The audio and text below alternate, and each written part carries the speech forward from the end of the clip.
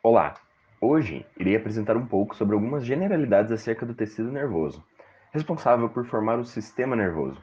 Esse fenomenal sistema responsável por definir praticamente tudo sobre quem somos, o que pensamos e o que queremos, além de ser o centro de comando de quase todas as funções vitais do nosso organismo.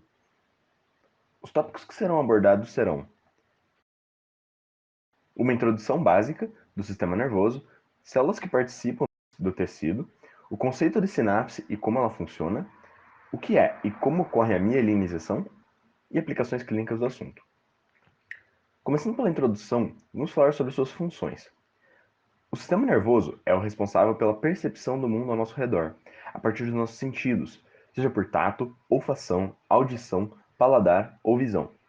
É o sistema que recebe, interpreta e integra as informações do mundo e as transforma em emoções, desejos e repulsas, por exemplo. Também é o sistema responsável por fazer o controle das vísceras e a manutenção da homeostase. Isso através de um complexo mecanismo do chamado sistema nervoso autônomo simpático e parasimpático, que regula funções de diferentes estruturas para preparar o organismo para o perigo ou para o repouso. Além disso, também é o sistema nervoso que faz o controle neuroendócrino, a partir do eixo hipotálamo-hipófise, que é responsável pelo controle de diversas glândulas que terão atuação sistêmica e variável, buscando manter a homeostase. E é claro, o sistema nervoso é o responsável pela nossa cognição, pelo raciocínio e pela capacidade de se sentar, assistir essa aula, aprender o que aqui será dito e reproduzir esse conhecimento de diversas formas. O sistema nervoso pode ser dividido de acordo com a sua função e localização. Inicialmente, há a divisão em sistema nervoso central, o qual é composto pelo encéfalo, que nada mais é do que o cérebro juntamente com o tronco encefálico, e a medula espinal. A segunda divisão é em sistema nervoso periférico, o qual é composto por nervos, que são fibras de diversos axônios de neurônios envoltas por tecido conjuntivo. Terminações nervosas, como as placas motoras que conectam a porção terminal dos axônios à musculatura esquelética, e gânglios, que são conjuntos de corpos celulares de neurônios. O sistema nervoso periférico ainda possui um ramo denominado sistema nervoso autônomo, qual é responsável pelo controle não voluntário de vísceras. E ele ainda pode ser dividido em sistema nervoso simpático, associado a condições de estresse, sistema nervoso parasimpático, associado a condições de repouso, e em sistema nervoso entérico, uma divisão quase que independente do sistema nervoso autônomo relacionado ao trato gastrointestinal. Falando agora um pouco sobre as células do tecido nervoso, começando, é claro, pelo neurônio, o qual pode ser dividido de acordo com a sua função em sensitivos, que são os neurônios responsáveis por captar informações externas e transmiti-las de forma ascendente, motores, que são aqueles responsáveis por realizar estímulos que causam a contração na musculatura, gerando então movimentos voluntários, no caso dos motoneurônios somáticos em contato com a musculatura esquelética, e interneurônios, os quais compõem mais de 99% de todos os neurônios e são os responsáveis por integrar neurônios motores e sensitivos em uma rede neural gigantesca. Em um neurônio, há algumas estruturas básicas, como os dendritos, que são ramificações responsáveis por receber estímulos, corpos celulares, também chamados de soma, que podem receber estímulos como os dendritos ou propagá-los adiante, e são partes do neurônio responsáveis pela presença da maioria das organelas e, portanto, das funções de síntese dos neurônios. Há também o cone axônico, uma região dilatada por onde há o surgimento do axônio do neurônio, que é desprovido de organelas como os retículos endoplasmáticos rugosos e os complexos de Golgi, sendo assim um marco importante para a diferenciação do axônio e do dendrito em microscopia óptica e eletrônica. O axônio é o responsável por transmitir o impulso nervoso advindo dos corpos celulares, juntamente com neurotransmissores lá sintetizados para a porção terminal. E os nós de Ranvier, que são espaços entre as bainhas de mielina, que é por onde o impulso nervoso saltatório atravessa o axônio em neurônios mielinizados. Lembrando que o conceito de mielinização será abordado mais adiante. O impulso nervoso irá, portanto, sempre ir dos dendritos para os corpos celulares para os axônios. Os neurônios podem ter mais uma divisão, com base em sua morfologia. O neurônio apresentado como modelo é do tipo multipolar, o qual possui várias ramificações dendríticas de seu corpo celular e um axônio. Pode também ser bipolar, o qual possui apenas uma ramificação proximal do corpo celular com os dendritos e uma ramificação com o axônio. E um neurônio pseudonipolar, que possui apenas uma ramificação, que contém tanto os dendritos para um lado quanto o axônio para o outro lado. Os neurônios pseudonipolares assim são chamados porque sempre foram originados de um neurônio bipolar durante o desenvolvimento fetal. É importante mencionar que os neurônios são células com alta atividade sintética, isso porque possuem um núcleo ativo, ou seja, descondensado em forma de eucromatina, e uma abundância de organelas como mitocôndrias, retículos endoplasmáticos rugosos e complexos de Golgi. Isso se dá devido à sua função de produção de neurotransmissores. Por fim, os neurônios são células mitoticamente inativas nos adultos. Agora, irei comentar sobre as células da neuróglia, ou simplesmente glia, que são as células que fazem parte do tecido nervoso, mas que possuem outras funções, além de estarem envolvidas diretamente com a geração e propagação do impulso nervoso. Começando pelos astrócitos, que são células com vários prolongamentos denominados processos citoplasmáticos. São células que possuem contato com vasos sanguíneos, participando de uma estrutura denominada barreira hematoencefálica, a qual tem função de selecionar aquilo que passa do sangue para o tecido nervoso, evitando que produtos tóxicos ou invasores microbianos invadam o sistema nervoso central. Os astrócitos estão também relacionados com a regulação iônica, como a homeostasia do potássio extracelular, a fim de manter o potencial de ação funcional. Outra ação dos astrócitos é a de sustentação física e nutrição dos neurônios, pois são uma fonte de glicogênio e podem, portanto, fornecer energia em forma de glicose para os neurônios. Também são capazes de reabsorverem os neurotransmissores, evitando um efeito neurotóxico causado por excesso dessas substâncias. Outras relações com os astrócitos são, por exemplo, a cicatrização do tecido nervoso central e a patogênese em gliomas. O primeiro tópico será comentado nas aplicações clínicas. Os astrócitos também podem ser divididos de acordo com a sua morfologia e função. No caso, temos duas divisões principais. A primeira sendo de astrócitos protoplasmáticos, os quais possuem processos mais curtos e abundantes, geralmente associados à substância cinzenta e possuem função fagocítica. A outra divisão é de astrócitos fibrilares, os quais possuem processos mais longos, delgados e em menor quantidade, geralmente associados à substância branca. Os astrócitos, como comentado anteriormente, que ocorrem a sua divisão em processos cicatriciais, são células mitoticamente ativas.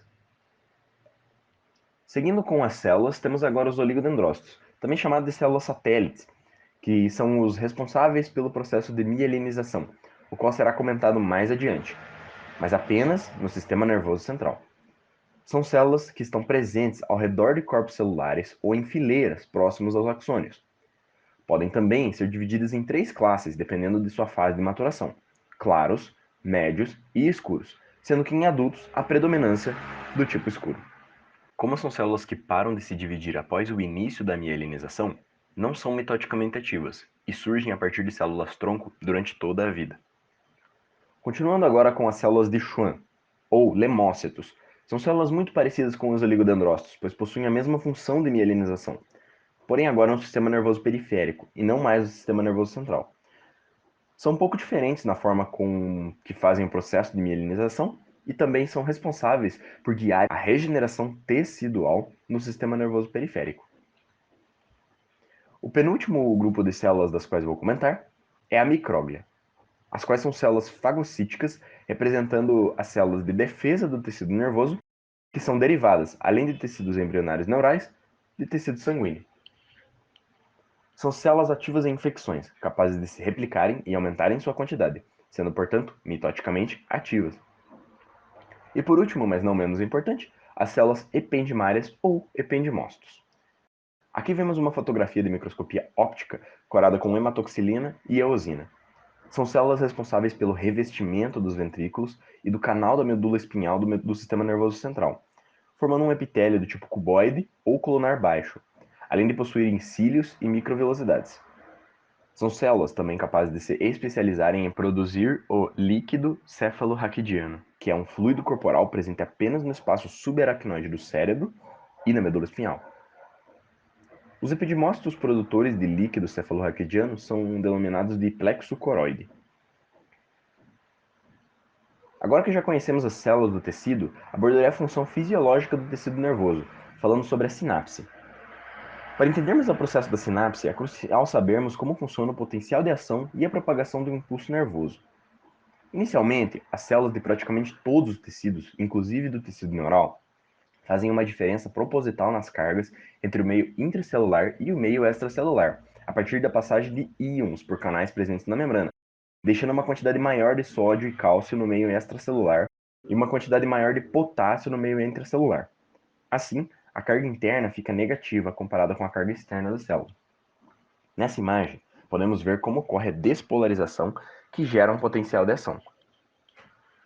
Pode-se ver uma membrana celular com diversas proteínas de canais presentes nela, em que os cátions mais presentes no meio extracelular, o sódio e o cálcio, agora vão entrar no meio intracelular, tendendo a equilibrar a carga negativa interna e despolarizando a membrana. Isso ocorre devido a um estímulo e gera um impulso nervoso, que é propagado pelo axônio do neurônio, despolarizando a região ajusante do neurônio, que despolariza outra região, e assim sucessivamente, até o impulso nervoso atingir o fim do axônio. Há, então, uma repolarização na membrana, a partir de uma mobilização de íons potássio e cloreto. O potássio irá sair da célula, tendendo a positivar a parte extracelular. E o cloreto, já que possui carga negativa, irá entrar no meio intracelular e tende a negativá-lo. Após algum tempo, os íons sódio, cálcio, cloreto e potássio retornam à sua posição original e mantêm as cargas da forma que inicialmente se encontravam, com o meio extracelular positivo e o meio intracelular negativo, o que reestabelece o potencial de ação.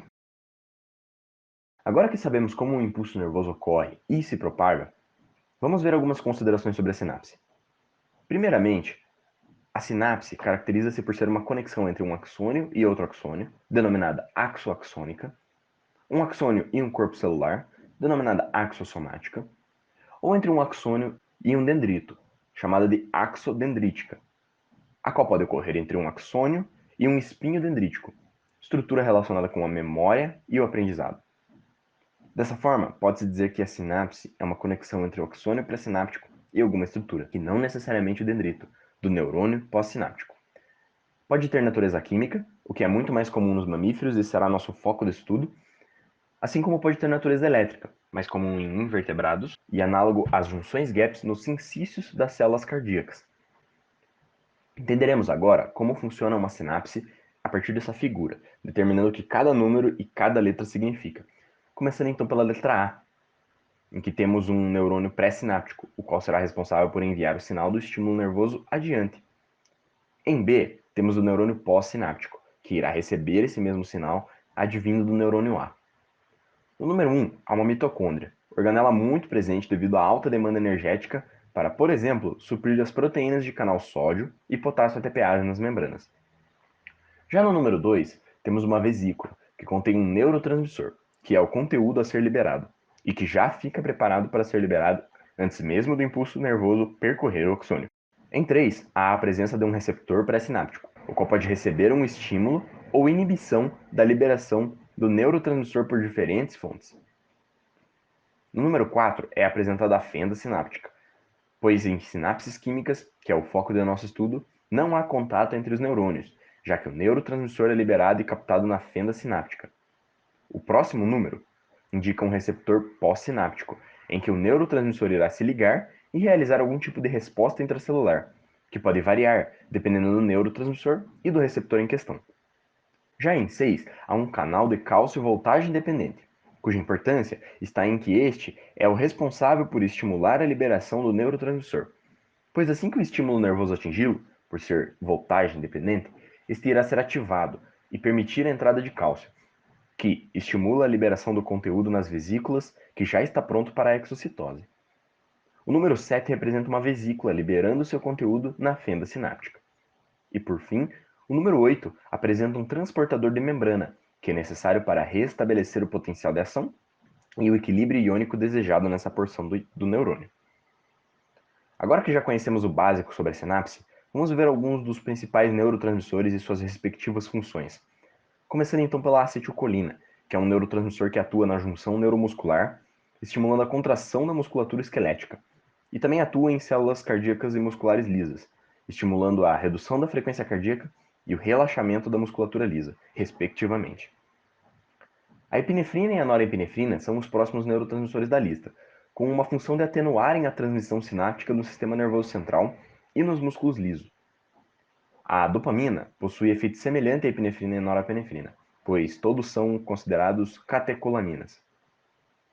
Com relação aos neurotransmissores serotoninérgicos, temos a serotonina, relacionada com uma transmissão sináptica excitatória rápida. Pode também, contudo, ser inibitória, dependendo do receptor. O glutamato geralmente é considerado o modelo de neurotransmissor excitatório e é um aminoácido, juntamente com o GABA. Porém, o GABA é considerado um modelo inibitório de neurotransmissor. E por fim, o óxido nítrico, que atua em diversas células musculares lisas, especialmente, relaxando-as, além de atuar como um vasodilatador. Existe uma diversidade muito grande de neurotransmissores não citados, como por exemplo as encefalinas, a substância P, a glicina, entre muitos outros. Seguindo para o nosso próximo assunto, agora sobre mielinização, começando a falar sobre as células responsáveis por esse processo, as quais já foram abordadas, os oligodendrócitos e as células de Schwann. Os primeiros são responsáveis pela mielinização no sistema nervoso central, que é um processo de adicionar lipídios ao redor de axônios neuronais a fim de tornar a propagação do impulso nervoso mais rápida. Um único oligodendrócito faz muitas projeções e pode mielinizar vários axônios. Já as células de Schwann fazem o mesmo processo no sistema nervoso periférico. Porém, para a mielinização, a própria célula, entre aspas, enrola-se sobre o axônio em questão, podendo dar mais de 100 voltas e gerando uma camada mielínica que é capaz de causar a condução saltatória do estímulo nervoso pelos nós de Ranvier. Com o contato com a mielina, há a formação de uma estrutura denominada mesaxônio interno, na parte em que há contato com o axônio. O mesaxônio externo também é formado, em contato com o meio extracelular da bainha de mielina. A mielinização é um processo importantíssimo que inicia-se a partir da 14ª semana de gestação, no meio intrauterino, e finaliza apenas por volta da 3ª década de vida. É isso mesmo. Provavelmente você ainda não tem todos os seus neurônios mielinizados. E está intrinsecamente relacionada com o amadurecimento neural e é capaz, como já foi mencionado, de aumentar a velocidade de propagação dos impulsos nervosos. Essa imagem ela vai representar a condução saltatória do impulso, que chega a ser 50 vezes mais rápida do que em neurônios desmielinizados. Para finalizarmos o estudo do tecido nervoso, vamos comentar sobre algumas aplicações clínicas do assunto, começando com as glioses reativas. As glioses são um processo de proliferação excessiva de células da glia, que possuem várias causas e podem causar danos importantes ao sistema nervoso central, já que esse não regenera neurônios. Ocorre então uma lesão no sistema nervoso central, o que ativa os astrócitos, causando uma hiperplasia e uma hipertrofia dessas células. Também, a micróglia é prontamente ativada nessas ocasiões, mas são células que não são capazes de fagocitar tão rapidamente quanto macrófagos, o que, em conjunto com a hiperplasia e hipertrofia dos astrócitos, causa uma agregação e um condensamento dos processos citoplasmáticos dos astrócitos, gerando um tecido cicatricial, um fenômeno que chamamos de gliose reativa. Nessa figura, podemos ver uma imagem de um trauma crânioencefálico moderado em um paciente idoso. E na seta da legenda que nos interessa, está apresentada uma gliose. Na outra seta, há uma siderose superficial.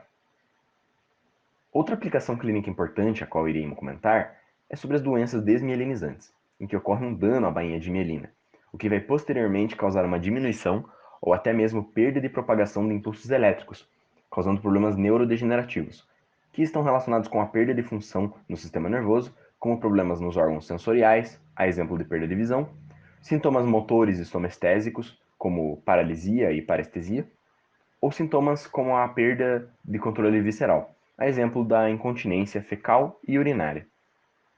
Doenças como a polirradiculoneuropatia desmielinizante inflamatória, que também é chamada de síndrome de Guillain-Barré, e também a esclerose múltipla, são exemplos de doenças desmielinizantes. Agradeço a todos por terem assistido, espero que tenham gostado e aproveitado. Se gostaram, deixem um feedback, e se não gostaram, também deixem um feedback. Até mais!